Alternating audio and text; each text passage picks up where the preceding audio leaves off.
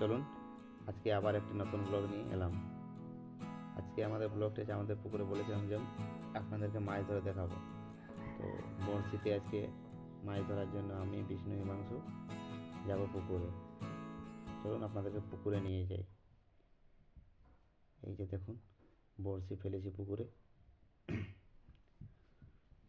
দেখুন কি সুন্দর মাছগুলো, তো বড়শিগুলোকে খাবারগুলো খাচ্ছে। বড়শিতে মাছ পাবো কি পাবো না সেটা জানি না, কিন্তু ভাবলাম যে এবার গিয়েই দেখি, যদি পাই তাহলে। এই যে দেখুন ছিপ ফেলেছি, এই যে দেখুন মাছগুলো তো খাচ্ছে হালকা হালকা করে। বিষ্ণু বলছিল যে মাছ পাবো না, তাহলে দেখি কি হয় আমাদের আজকে। এই যে দেখুন কি, এই রে লাগেনি।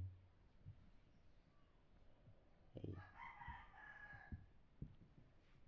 এই যে দেখুন এবার খেয়েছে। এবার দেখি মাছ ওঠে কি ওঠে না। এই যে কি একটা উঠেছে, ছোট একটা, ছোট পুঁটি মাছ একটা।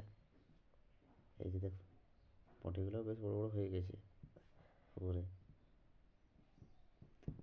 এই যে খাবার দিয়েছি, এই যে পাতা উঠে গেছে। এই যে মাছটা দেখুন হালকা হালকা করে মাছগুলো ছুটছে, পুরো মাছ খাচ্ছে না আমার বড়শিগুলোকে।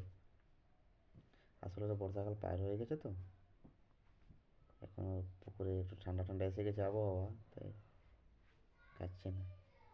বিষ্ণু বলছিল ওইদিকে একটা ঘুঘি এড়েছি, তো গিয়ে দেখি যে ঘুঘিতে মাছ লেগেছে লেগেছে না। এই যে এই সামনেটা ঘুঘিটা আছে, ঘুঘিতে বেশ ভালো মাছ লাগে, চেং মাছ।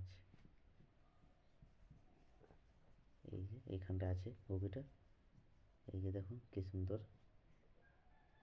কি সুন্দরভাবে জালটা এড়েছে। এই যে গিয়ে দেখি ঘুঘিতে মাছ আছে কি আছে না। মনে হচ্ছে ঘুঘিতেও মাছ নেই। দিনের বেলা সাধারণত ঘুঘিতে মাছ লাগে না, রাত্রিতে বেশি লাগে।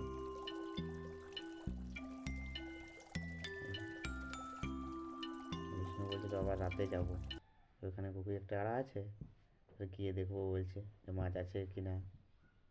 তো আমরা তিনজন রাতে আমাদের পুকুর পাড়ে চলে এসেছি। খুব অন্ধকার চারদিকটা, তবুও ভয়ে ভয়ে চলে এসেছি এখানে। এই যে সকালে এখানেই আমরা ব্লগ বানাচ্ছিলাম, তো ওই জায়গাটাতে এসেছি। এই যে সামনেটা পুকুরটা আছে, গিয়ে দেখি মাছ আছে কি আছে না। কৃষ্ণ বলছিল থাকবে।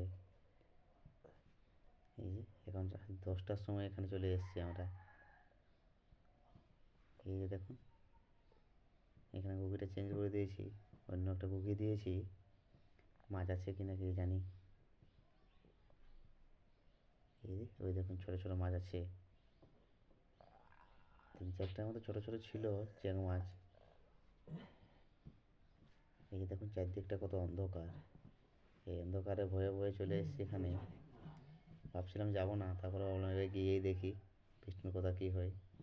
সেই মতো বেশি মাছ লাগেনি, 2-4টের মতো লেগেছে।